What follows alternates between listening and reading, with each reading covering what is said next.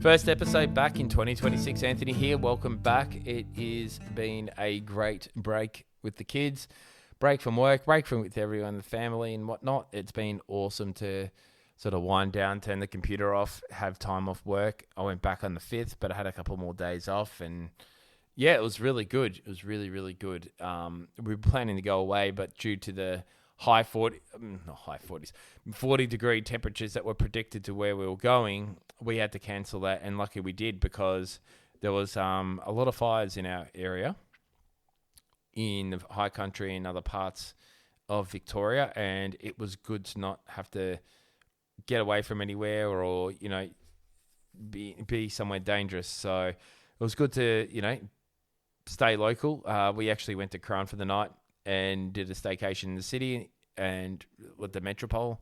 Hot tip, if they ever do 25% off online again, jump on it, book a night. It's just fun. The kids absolutely love it.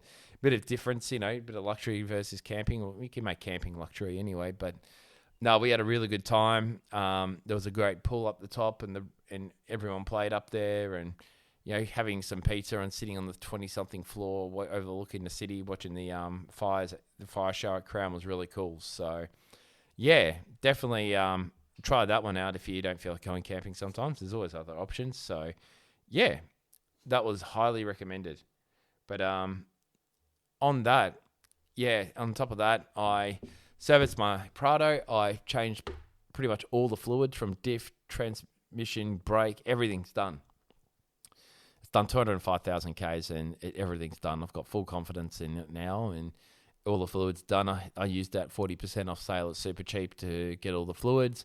Bit of Boxing Day sales as well. So, yeah, it was really good to update the car. We did the brake rotors as well. We put the Bendix four-wheel drive slotted rotors in it to allow more extraction of cool heat come away, especially putting more weight on the vehicle, but also you put an extra 100 kilos of accessories on the car, like the bull bar, wheels, whatever. You're adding weight to the car, and the brakes are made for really a stock car. So adding that little bit of extra to it is adding a better insurance policy when you're going down, in a 30-degree day in the high country down steep hills using your brakes quite a fair bit. At least you got the confidence that, everything's all done. So I'm looking forward to actually using that to its full potential soon. We're going away possibly in late January, in February. So, yeah, got a trip planned for the kids to go to Montana again. And also I'll probably do a full drive trip with my mate, Fuzz, who you had on the show. He'll be back on the show soon. So, yeah, a lot of different things to come up. Looking forward to it. So, it was funny because to do that in the mechanic would have cost an absolute bomb, but doing it at home, learning off. I had a YouTube video to do the EGR clean as well. So for Anthony 4x4 diesel, if you got a 1KD FTV like I do in my 3-litre, and even the 1GD, there he has a channel with pretty much everything to do with the Prado 120, 150. So highly recommend if you want to give it a shot yourself. It's a bit of fun. Worst case scenario, you got a friend that can help. You got, it's there's a lot of things you can do. So, give it a shot one day. I don't know. I had no backing. I did it on the holidays, in public holidays where there was no mechanic, so I probably took a bit of a risk, but gave it a shot. I've got a company car as a second car if something else happened. So, but I didn't want to do that. It was a bit of a risk, but it was worth it. And I had friends I can call to help me out if I needed to. And Super Cheapest in all those places in Repco are already still open. So it didn't really matter. But it was funny because you can see cars driving around smoking up around the exhaust, and you see some cars that are really look like they haven't been maintained for a while, and the risk that you take going out country, and honestly, if you're not taking care of your car, you probably haven't got enough money for insurance, insurance, and possibly being towed out in the middle of nowhere. You're stuck in a rock and a hard place, or putting someone else out of in the way to have to go rescue you. I don't want to rely on people to come rescue my car because I can't afford the right towing or right mechanical guides, servicing. So that's why I did it, to make sure that when I go out, it's serviced, and I've reduced the risk of having to get towed out due to poor quality service or an unreliable car because it hasn't been serviced. But also went to Sandy Point. At Sandy Point in Victoria, it's about 2.5 hours from Melbourne, right near just out of the prom to the west. It's about half an hour drive to the prom, but it's the only legal beach you can drive on a 4x4 in Victoria. Obviously, in Victoria, you're not allowed to drive your car on the beach, but there you're allowed to. For $6 for the day or $35 for a season ticket for the year, you can go and there's a ranger who takes it and supervises that bit of beach where you can. It's only a kilometre strip of beach, but hey, if you want to drive your car on the beach one day, go have a look. Put some photos on Insta to what we did, and yeah, it was good fun. Couldn't spend too much time on there. The easterly was blowing at about 40 knots non-stop that weekend. It was quite blowy. It was not the best, getting a good exfoliation from the sand blasting you. So it was good fun to actually just do that. You can probably have a barbecue on the beach and a picnic. There was an actual picnic area and a toilet block area on the actual beach in a little area you can drive up to. So that was very, very different. I've never seen that before. So in Victoria, I made the most of it. It was great fun. I can't wait to go back and do it again. So yeah, if you want a little tip, you want to drive on the beach, I'll put the details on the show notes if you want. Just ask out. And yeah, I will definitely share that because don't see my show being that popular where it's going to be flooded with people by next year. But hey, you never know. People talk, people do things. You just got to go out and have fun and do it, though. Yeah, they're just sort of a bit of an update for the year on the show. We've got a few guests coming up. I've been organising a few, and I'm not going to say who and where. It always comes down to if it's possible to do it, when and where, and then you'll see it come up. There's the Lardner 4x4 show out near Lang Lang Way in 2 to 3 weeks' time. I was looking at possibly doing a podcast from there and meeting some people. Had an offer to go to a stand and do a show from there. So might do that. I'll see how that works out. I've just looked at the exhibitor list and seeing who's going. And I've never been. I've heard mixed things about it. So worth having a look, I guess. I might go down and make a decision next year or just leave my stuff in the car and go. I'm pretty mobile with this. All I need is my laptop, my microphone and whatnot. I would love to have one of those Rode mics possibly for it because I can just record it and then just clip a microphone on someone. Or it might be cool to just have the headphones on and do it from there. I don't know. I will try both out, I guess. I'll see what I can find on Marketplace for it. So watch this space. But it's funny because I've heard, that show has had heaps of big people in. Then it's lost popularity because A, it's a fair drive away, but B, some weekends it's been 40-something degrees and you don't want to be out there in 40-degree heat, especially coming home in the traffic where people have been to the Phillip Island and whatnot. You pretty much cop the same traffic. So, yeah, food for thought. I'll see how it is. I'll make some chats and go from there. But, tested some gear out, just doing a few reels and that.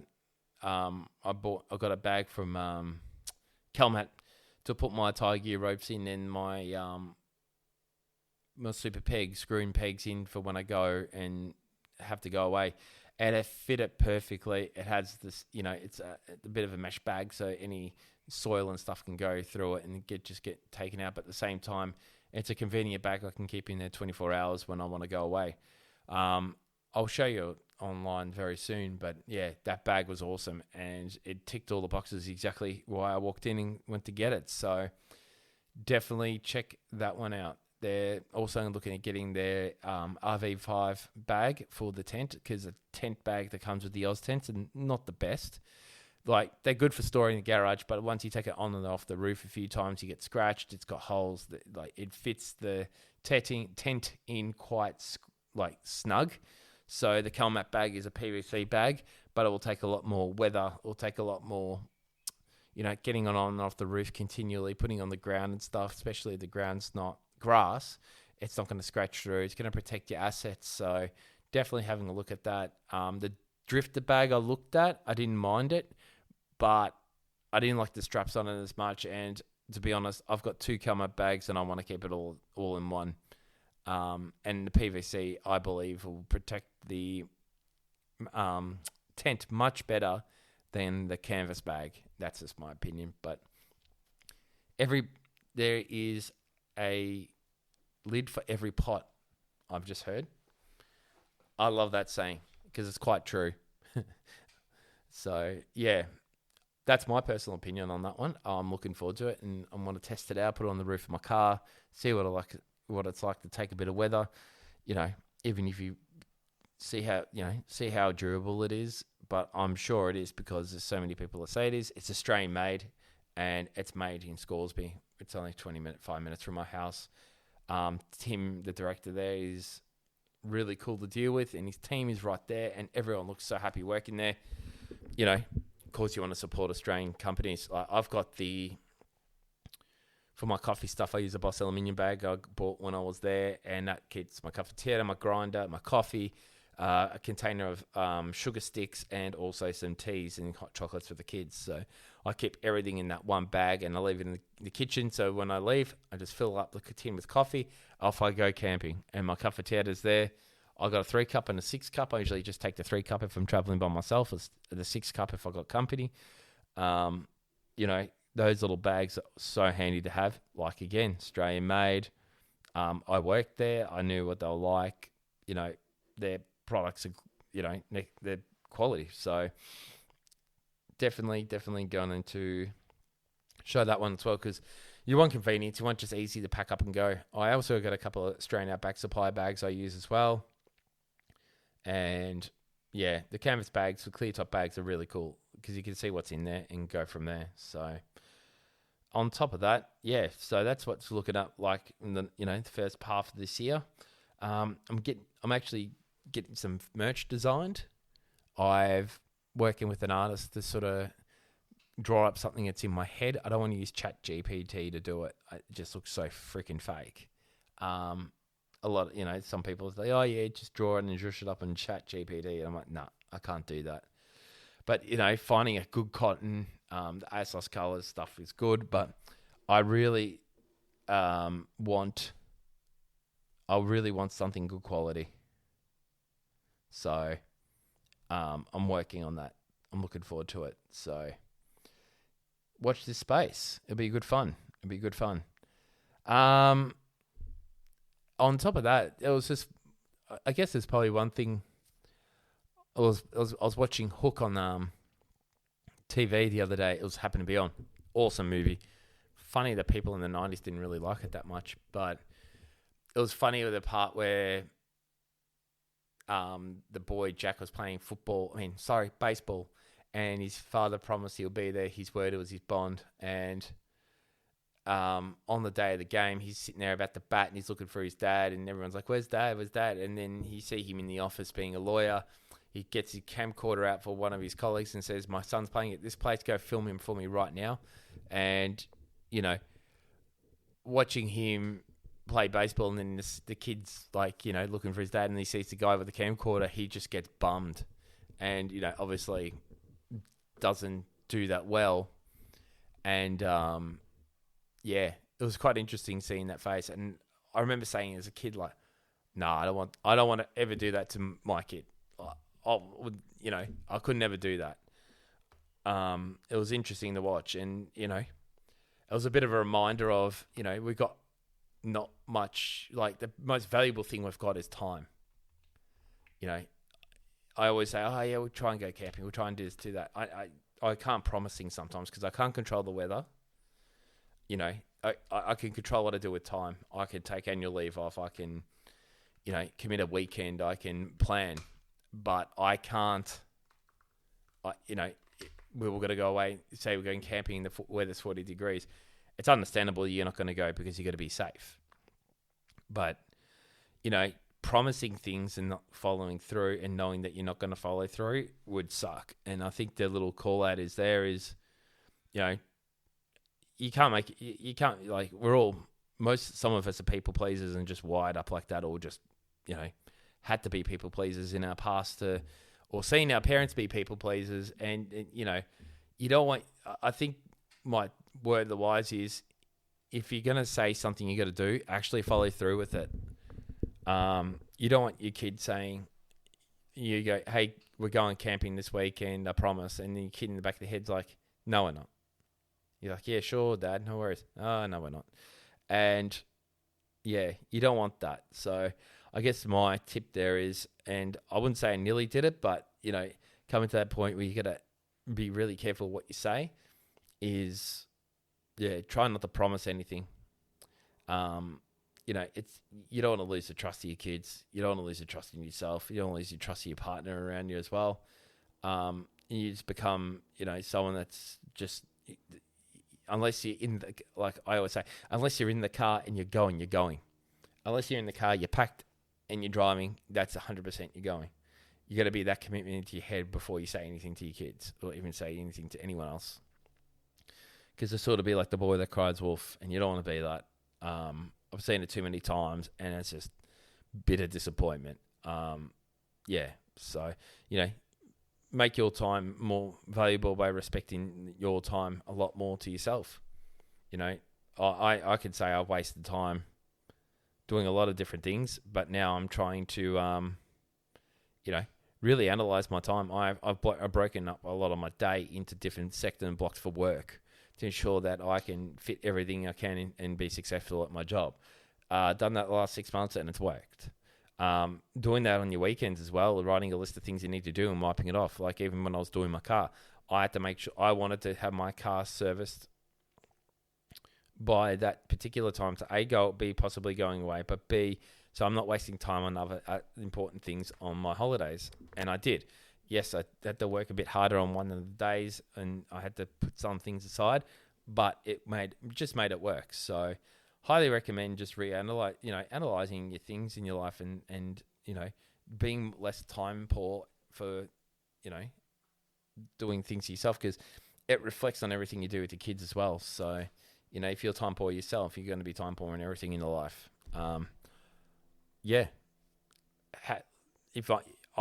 not the gospel of managing time, but I've learnt a lot over the last few years, managing the amount of time I have to do things with the kids in my limited blocks that I do.